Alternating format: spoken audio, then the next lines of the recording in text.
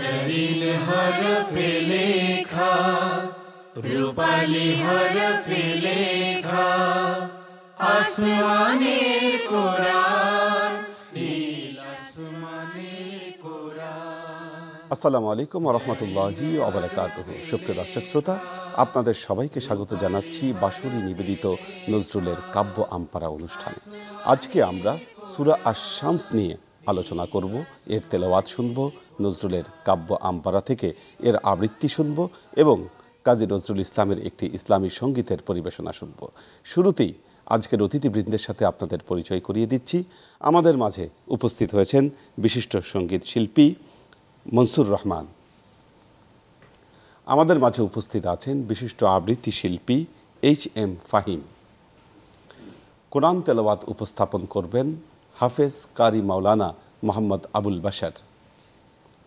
দর্শক, শুরুতেই আমরা সূরা আশ-শামসের তেলাওয়াত শুনে আসি। তেলাওয়াত উপস্থাপন করছেন হাফেজ কারি মাওলানা মোহাম্মদ আবুল বাশার। আসসালামু আলাইকুম ওয়া রাহমাতুল্লাহি ওয়া বারাকাতুহু। আউযু বিল্লাহি মিনাশ শাইতানির রাজীম। বিসমিল্লাহির রাহমানির রাহিম।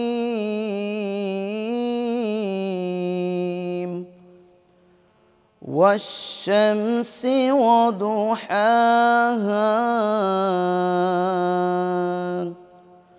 والقمر إذا تلاها والنهار إذا جلاها والليل إذا يغشاها والسماء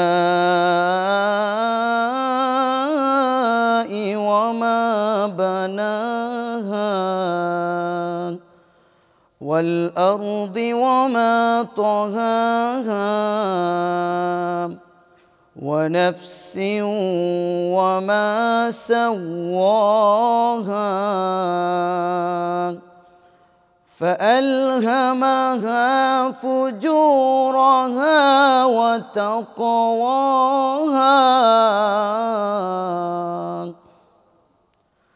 قد أفلح من زكاها وقد خاب من دساها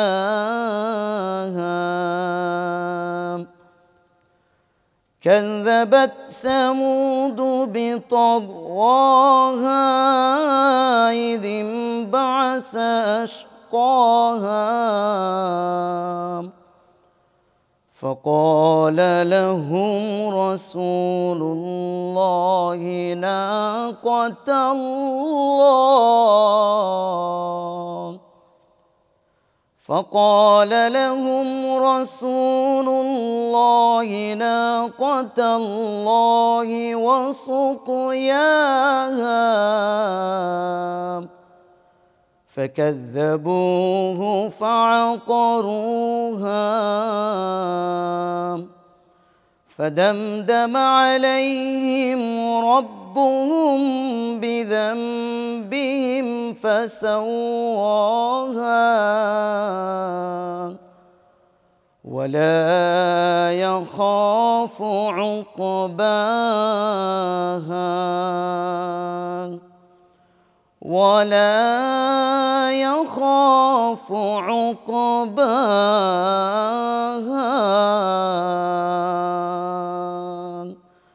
صدق الله العظيم। দর্শক, সূরা আশ-শামস, শামস শব্দের অর্থ হলো সূর্য। এই সূরাটি মক্কায় অবতীর্ণ হয়েছে। 15টি আয়াত, 56টি শব্দ এবং 254টি অক্ষর এই সূরার ভেতরে রয়েছে।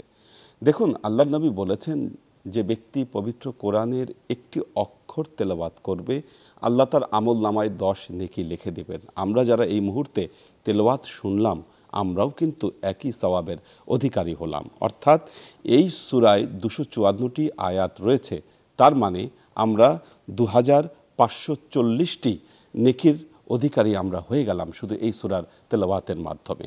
আসুন আমরা বেশি বেশি মাহে রমজানুল মোবারকে কোরআনকে চর্চা করি, কোরআন তেলাওয়াত করি, এর শিক্ষাকে অনুধাবন করবার চেষ্টা করি।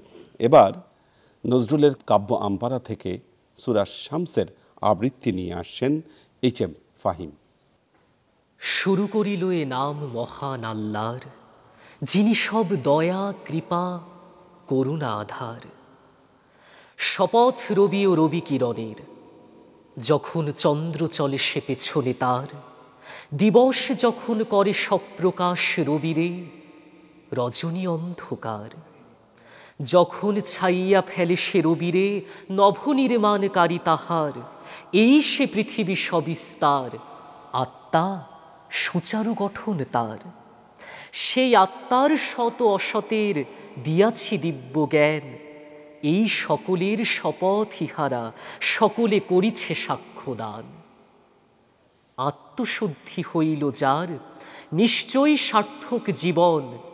আত্মায় কলুষিত করিলে যে, চিরবঞ্চিত হল সেজন। সত্যেরে বলিল মিথ্যা, সামুদ জাতি সে গর্ব ভরে। অগ্রসর হল হতভাগারা, রাসূলের নাহি গ্রহণ করে। কহিলেন রসূল, খোদার প্রেরিত সলিল করিতে পান। এই আল্লাহ রুটেরে দিও না কো বাধা, বধ না প্রাণ।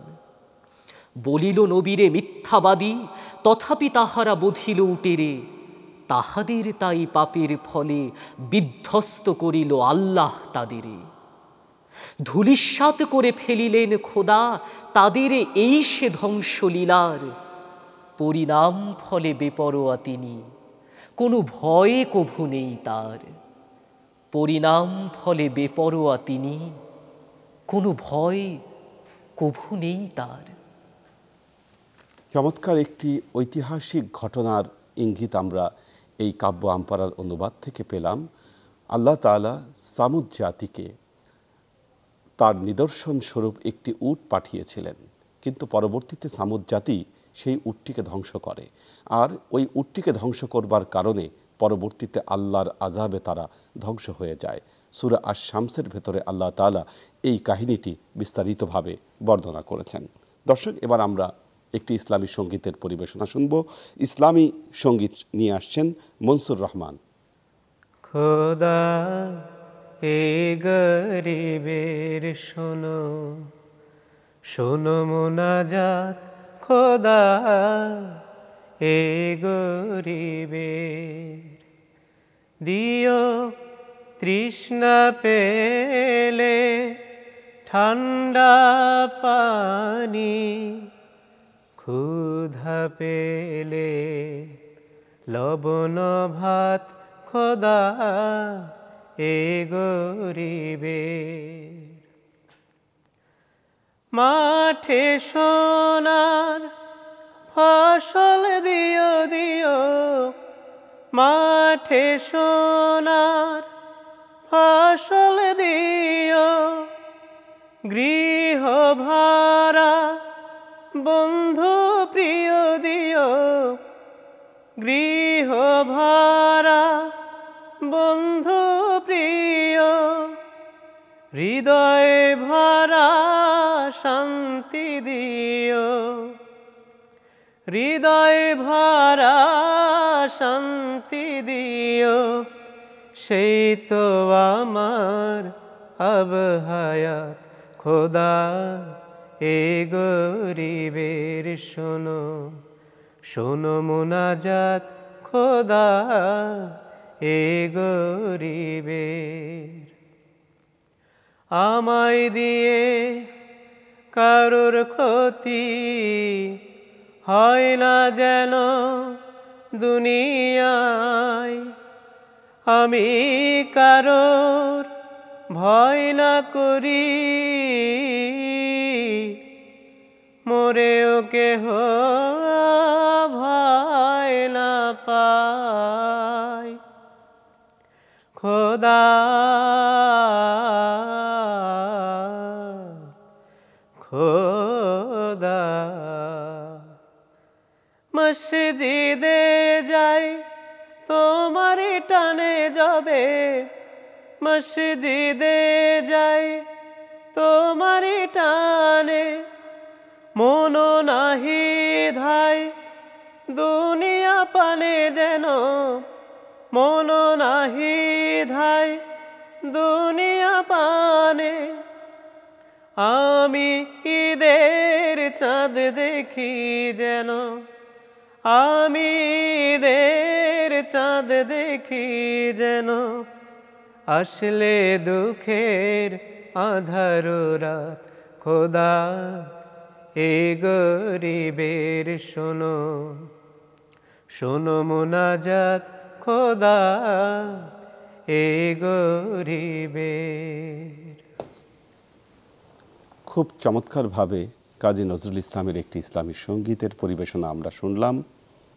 দর্শক, আমাদের নবী সাল্লাল্লাহু আলাইহি ওয়াসাল্লাম বলেছেন, ইজা সাআলতা ফাসআলিল্লাহ ওয়া ইজা ইসতাআনতা ফাসতাইন বিল্লাহ। যখন কোনো কিছু চাবে তুমি আল্লাহর কাছে প্রার্থনা করো, যখন সাহায্য প্রার্থনা করবে সেটাও আল্লাহর কাছে করো। আমাদের কাজী নজরুল ইসলাম তার সঙ্গীতে তাওহীদের খুব দৃঢ় বিশ্বাস এবং চেতনা সঙ্গীতের মাধ্যমে উপস্থাপন করেছেন। আমরা এখানে দেখতে পাচ্ছি কাজী নজরুল ইসলাম তিনি তার চাওয়া পাওয়া সব কিছু আল্লাহর কাছে উপস্থাপন করেছেন। আমরা এই দিকে কাজী নজরুল ইসলামের সাথে পারস্যের কবি হাফিজের একটি মিল দেখতে পাই। পারস্যের দুজন বিখ্যাত কবি, একজন হাফিজ, একজন শেখ সাদি। বলা হয় শেখ সাদি আল্লাহর কাছ থেকে রহমত বিশ্ববাসীর জন্য চেয়ে নিয়ে এসেছিলেন, আর কবি হাফিজ এই পৃথিবীর জ্বালা যন্ত্রণা সব কিছু তার কাব্যের মাধ্যমে আল্লাহর কাছে পৌঁছে দিতে চেষ্টা করেছেন। আমরা দেখতে পাই আমাদের জাতীয় কবি কাজী নজরুল ইসলাম তিনিও তার কাব্যে সঙ্গীতে আমাদের মনের কথাগুলো, জ্বালা যন্ত্রণাগুলো যেন তার এই সঙ্গীত সুর মূর্ছনার মাধ্যমে একেবারে আল্লাহর দরবারে পৌঁছে দেওয়ার চেষ্টা করেছেন। দর্শক, আমাদের এখনও সময় আছে, আমরা আরেকটি ইসলামী সঙ্গীতের পরিবেশনা শুনব। সঙ্গীত পরিবেশনা করছেন মনসুর রহমান। তোমার নামে একই নেশা হে প্রিয় হযরত, তোমার নামে একই নেশা হে প্রিয় হযরত, যত চাহি তত কাঁদি মেটে না হযরত আমার, মেটে না হযরত, তোমার নামে একই নেশা হে প্রিয় হযরত। কোথায় আরব কোথায় হিন্দ, নয়নে মোর নাই তবু নিন্দ,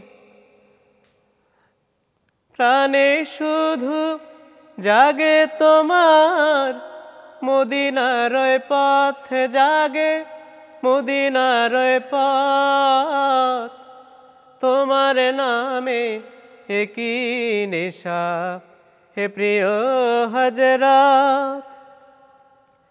কে বলে তুমি গেছো চলে হাজার বছর আগে, আছো লুকিয়ে তুমি প্রিয়তম আমার অনুরাগে।